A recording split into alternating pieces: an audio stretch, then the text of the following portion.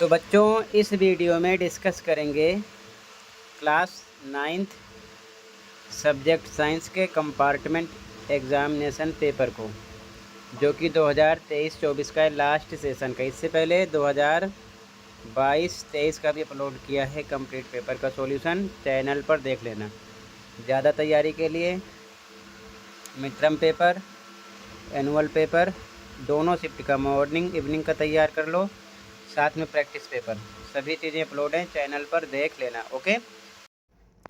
और एक चीज़, अगर आपके कंपार्टमेंट से रिलेटेड इनमें से ये 10 डाउट हैं जो कि अलग अलग बच्चों के थे, तो सारी टॉपिक को एक वीडियो में कवर किया है सेपरेट। इस वीडियो के नीचे कमेंट में लिंक मिलेगी, ओपन करके देख सकते हो, अपने सारे डाउट क्लियर कर सकते हो।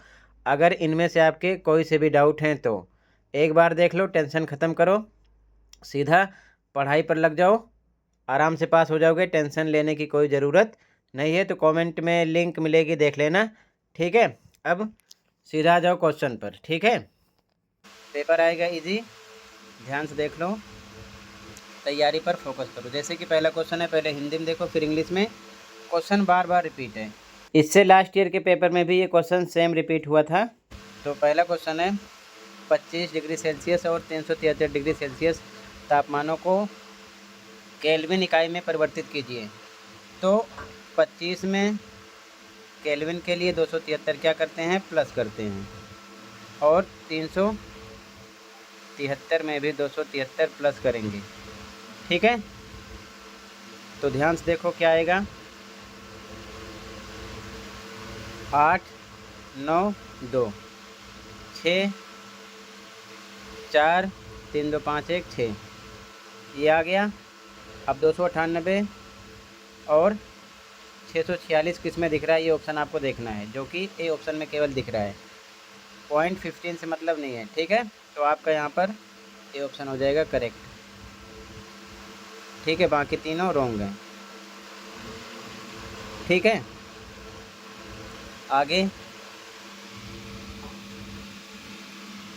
निम्नलिखित में से कौन धातु युग्म है। तो पहला ऑप्शन है सोडियम और पोटेशियम, दूसरा है कार्बन और सल्फ़र, तीसरा क्लोरीन और कार्बन, चौथा आयोडीन और ऑक्सीजन। तो करेक्ट आंसर आपका ये हो जाएगा, सोडियम और पोटेशियम, ठीक है। अगला, दिए गए चित्र द्वारा दर्शाई गई कोशिका विभाजन प्रक्रिया का नाम है। तो इसका नाम है मियोसिस, अर्धसूत्री विभाजन। केवल दृष्टिबाधित विद्यार्थियों के लिए किस विलयन माध्यम में कोशिका को रख देने पर वह आकार में बढ़ यानी कि फूल जाएगी। तो बी ऑप्शन है अल्प परासरण दाबी विलयन में, ठीक है। अगला, नीचे दिया गया चित्र जो है, ये कोशिका चित्र किस प्रकार के जीवों से संबंधित है। तो ये है आपका पौधे से, ठीक है। पहले इंग्लिश में देख लो, फर्स्ट में ए ऑप्शन है, सेकंड में आपका B option, sorry A option है सोडियम एंड पोटेशियम, ठीक है। थर्ड में बी ऑप्शन है मियोसिस, इसमें भी बी ऑप्शन है, ठीक है। फोर्थ क्वेश्चन देख लो, इसका आंसर है ए, पौधे यानी कि प्लांट, ठीक है।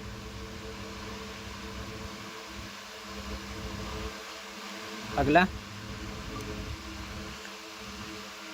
केवल दृष्टिबाधित बच्चों के लिए निम्नलिखित में कौन से दो बहुकोशिकीय जीव हैं।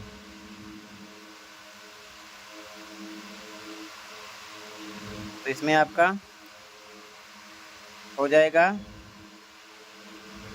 पादप और जंतु, डी ऑप्शन करेक्ट हो जाएगा, ठीक है। क्वेश्चन 5, नीचे दिया गया दूरी समय ग्राफ किस प्रकार की गति दर्शाता है? तो असमान गति दर्शाता है ये। ठीक है, बी ऑप्शन हो जाएगा।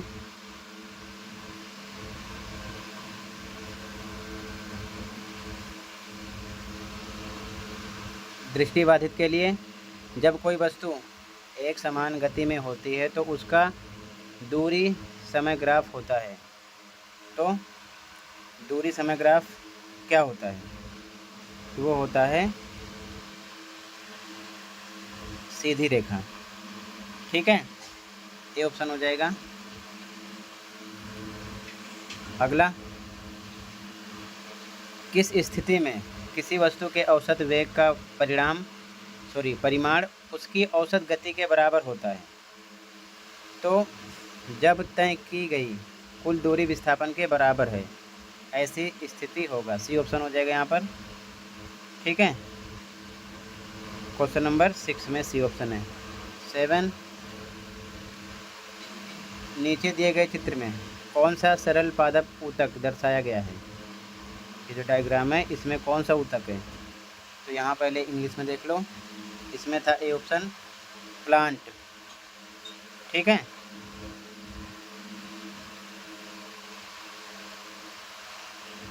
इसमें था आपका D option plant and animals.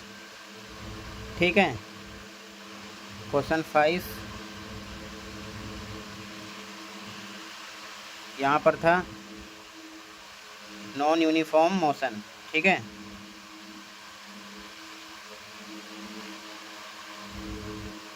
B option.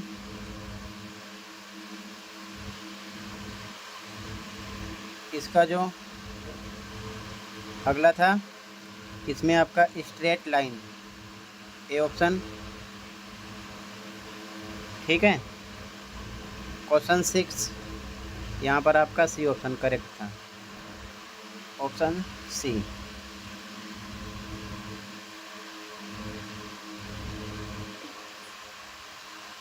Question 7, इसमें किस प्रकार का प्लांट टिश्यू है? तो ऑप्शन आगे है, इसमें आपका है कोलेनकाइमा। ठीक है, बी ऑप्शन है केवल दृष्टिबाधित बच्चों के लिए। प्रकाश संश्लेषण द्वारा कौन सी गैस उत्पन्न होती है? 4 ऑप्शन है, oxygen, carbon dioxide, sulphur dioxide, nitrogen. तो कौन सा ऑप्शन करेक्ट होगा? ए, ऑक्सीजन। ठीक है, अगला क्वेश्चन नंबर 8, फुटबॉल खेल में गोलकीपर फुटबॉल को पकड़ते समय अपने हाथों को पीछे की ओर खींचता है। यह गोलकीपर को सक्षम बनाता है। तो किस चीज़ में सक्षम बनाता है? तो संवेग परिवर्तन की दर कम करने में। ठीक है, बी ऑप्शन हो जाएगा। अगला क्वेश्चन 9, चलती ट्रेन में एक यात्री सिक्का उछालता है जो उसके पीछे गिर जाता है। इसका मतलब कि ट्रेन की गति है। तो कैसी गति होगी? त्वरित, बी ऑप्शन हो जाएगा। ठीक है, अगला, शहद यानी कि मधु की कीमत अथवा गुणवत्ता निर्भर करती है। तो मधुमक्खियों के चारागाह पर, बी ऑप्शन हो जाएगा। ठीक है, 10 में भी है। 11, चंद्रमा की सतह पर गुरुत्वीय त्वरण का एसआई मात्रक क्या है? तो मीटर पर सेकंड स्क्वायर, ए ऑप्शन हो जाएगा। ठीक है, इंग्लिश में ध्यान से देखो।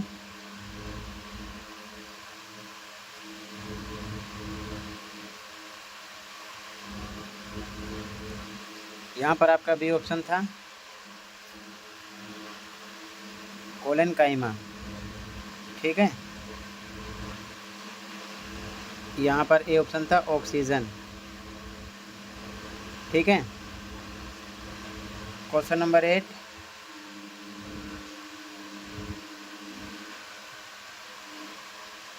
बी ऑप्शन करेक्ट है।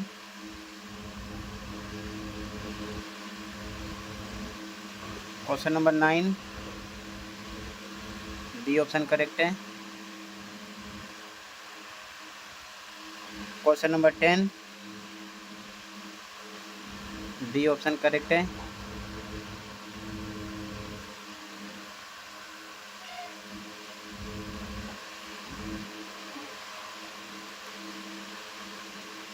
Question number 11 A option correct है। ठीक है।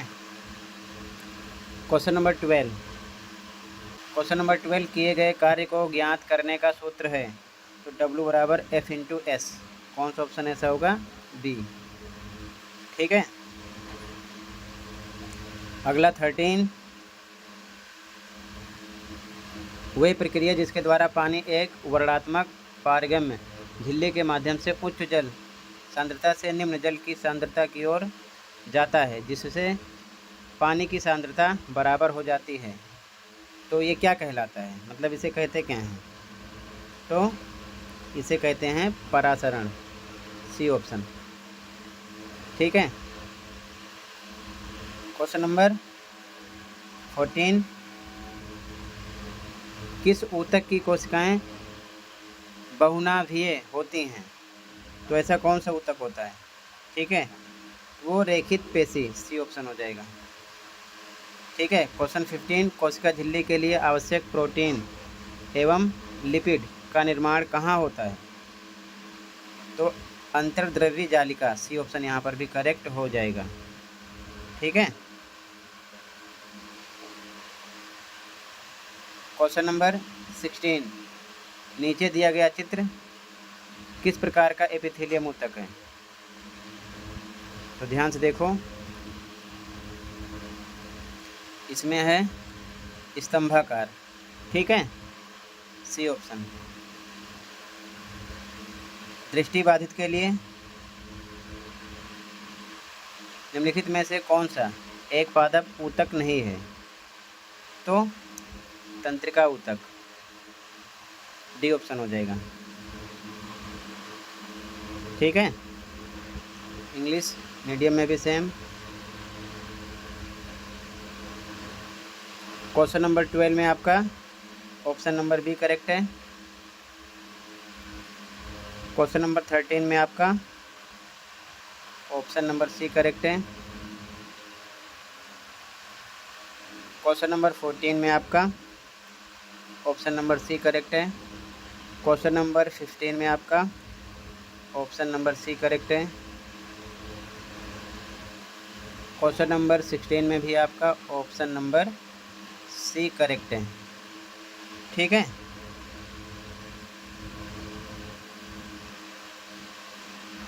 यहाँ पर आपका डी ऑप्शन करेक्ट है,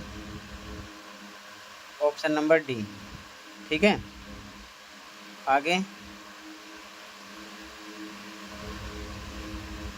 question number 17 to 20 ABCD assertion reason वाले क्वेश्चन है। ABCD में आंसर देना है। ठीक है। क्वेश्चन नंबर 17 अभिकथन परमाणु में इलेक्ट्रॉनों की संख्या हमेशा प्रोटॉन संख्या के बराबर होती है। बिल्कुल सही। कारण परमाणु सदैव प्रोटॉन, इलेक्ट्रॉन और न्यूट्रॉन से बने होते हैं। बिल्कुल सही। लेकिन जो परमाणु हैं वो प्रोटॉन, इलेक्ट्रॉन, न्यूट्रॉन से बने होते हैं। इस कारण परमाणु में इलेक्ट्रॉनों की संख्या हमेशा प्रोटॉन संख्या के बराबर होती है। इसका इससे कोई मतलब नहीं है। मतलब बातें दोनों सही हैं, लेकिन कारण अभिकथन की व्याख्या नहीं है, तो यहाँ पर आपको बी लगाना है। ठीक है। अगला 18 ठोस पदार्थों में ध्वनि की गति अधिकतम होती है, यद्यपि उनका घनत्व अधिक होता है। बिल्कुल सही। ठीक है, ये बात सही है। कारण माध्यम में ताप बढ़ाने पर ध्वनि की चाल बढ़ती है। बिल्कुल सही। लेकिन माध्यम में ताप बढ़ाने पर ध्वनि की चाल बढ़ती है, इस कारण ठोस पदार्थों में ध्वनि की गति अधिकतम होती है। इसका इससे कोई मतलब नहीं है, तो यहाँ पर भी आपका बी ऑप्शन हो जाएगा। बातें दोनों सही हैं, कारण अभिकथन की सही व्याख्या नहीं है। तो 17 में भी बी, 18 में भी बी। ठीक है। 19 क्वेश्चन जब बल किसी पिंड की गति को धीमा कर देता है तो किया गया कार्य ऋणात्मक होता है। बिल्कुल सही। कारण किया गया कार्य लगाए गए बल और विस्थापन के बीच के कोण पर निर्भर करता है, बिल्कुल सही। लेकिन किया गया कार्य जो है वो बल और विस्थापन के बीच के कोण पर निर्भर करता है। इसके कारण जब बल किसी पिंड की गति को धीमा कर देता है तो किया गया कार्य ऋणात्मक होता है, ऐसा नहीं है। तो मतलब यहाँ पर भी बातें दोनों सही हैं, लेकिन कारण अभिकथन की सही व्याख्या नहीं है, तो यहाँ पर भी बी ऑप्शन हो जाएगा, यानी कि तीनों में आपका बी ऑप्शन है। ठीक है, 17, 18, 19, 20 क्वेश्चन है। चंद्रमा की सतह पर दो व्यक्ति एक दूसरे से बात नहीं कर सकते, बिल्कुल सही। कारण चंद्रमा पर कोई वायुमंडल नहीं है, बिल्कुल सही, कोई वायुमंडल नहीं है, इसी कारण चंद्रमा की सतह पर दो व्यक्ति एक दूसरे से बात नहीं कर सकते। यहाँ पर कारण अभिकथन की सही व्याख्या है, तो यहाँ पर ए ऑप्शन हो जाएगा। ठीक है, 20 में क्लियर है। ये चैप्टर 1 का क्वेश्चन है, अच्छे से प्रैक्टिस करना। ठीक है, इंग्लिश में देखो, 17 में आपका बी ऑप्शन है, 18 में भी बी है, 19 में बी है, 20 में ए ऑप्शन है। ठीक है, अब इसके आगे आप क्वेश्चन देख लो, फिर डायरेक्ट कंप्लीट पेपर की आंसर की इसी वीडियो में डिस्कस करेंगे। ठीक है, क्वेश्चन को देख लो, पहले यहाँ से देख लो कि क्वेश्चन कैसे आए हुए हैं। ज़्यादा डिफ़िकल्ट पेपर नहीं है। ठीक है, पढ़ाई पर फोकस करो, पास हो जाओगे। पेपर इजी आता है, किसी के कहने में मत आओ कि पेपर हार्ड आता है, ऐसा है वैसा है। ठीक है, ध्यान से क्वेश्चन को देख लो। कंप्लीट पेपर के आंसर की अभी लास्ट में शो करेंगे, और जो पेपर हो रहे हैं उनके भी आंसर अपलोड कर देता हूँ, तो आप चैनल पर देख लिया करो। और ज़्यादा तैयारी के लिए mid term paper, annual paper, ठीक है, प्रैक्टिस पेपर दोनों शिफ्ट का और मिड टर्म एनुअल दोनों शिफ्ट का पेपर तैयार कर लेना। अपलोड है विद सॉल्यूशन, प्लेलिस्ट देख लो, कमेंट में लिंक मिलेगी। ठीक है, तो ध्यान से देखते चलो क्वेश्चन को, पढ़ाई पर फोकस करो। ठीक है, पेपर डिफ़िकल्ट नहीं आता है, ऐसे ही आता है जैसे आप देख रहे हो।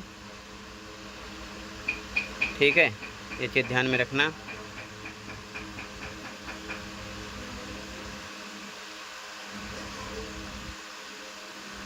कंप्लीट पेपर के आंसर के लिए अंत तक देखें। ठीक है, अंत में कंप्लीट पेपर के आंसर की शो करेंगे इसी वीडियो में, ध्यान रखना। तो आराम से क्वेश्चन को देख लो। टोटल बच्चों इतना ही था क्वेश्चन, ये कंप्लीट हुआ। अब कंप्लीट पेपर की आंसर की देख लो। ठीक है, आंसर स्टार्ट कर रहे हैं, ध्यान से देखना। ओके, तो बच्चों ये क्लास 9 साइंस का जो पेपर अभी आपने देखा उसकी आंसर की है। सेक्शन है यहाँ से स्टार्ट है, जैसे कि फर्स्ट में ए ऑप्शन था, सेकंड में ए, थर्ड में बी, इसी प्रकार देखते चलो आंसर। और दूसरे क्वेश्चन में बी था, फोर्थ में ए था। ठीक है, only for visually impaired student के लिए था डी ऑप्शन, फिफ्थ में बी, और वाले में ए, सिक्स में सी ऑप्शन था, 7 क्वेश्चन में बी ऑप्शन था। ठीक है, ओनली फॉर विजुअली वाले में ए ऑप्शन था ऑक्सीजन, 8 में बी, 9 में बी, 10 में बी, 11 में ए, 12 में बी, 13 में सी, 14 में सी, 15 में सी, 16 में सी, दूसरे वाले में डी, 17 में बी, 18 में बी, 19 में बी, 20 में ए। ठीक है, इसके आगे के आंसर को देख लो। सेक्शन भी यहाँ से स्टार्ट हुआ, आंसर नंबर 21। ठीक है, और वाला आंसर ए, 21 में बी। ठीक है, इसी प्रकार जो पेपर होते हैं उनके भी आंसर अपलोड हो जाते हैं, और मिड टर्म एनुअल भी तैयार कर लो, उनके भी आंसर अपलोड हैं। आंसर नंबर 22 है। ठीक है, फिर 23 का ए, बी का आंसर है। ठीक है, आंसर नंबर 24 है। ध्यान से देखते चलो। इसके बाद में 24 का और, यानी कि अथवा वाला क्वेश्चन जो था इसका आंसर है।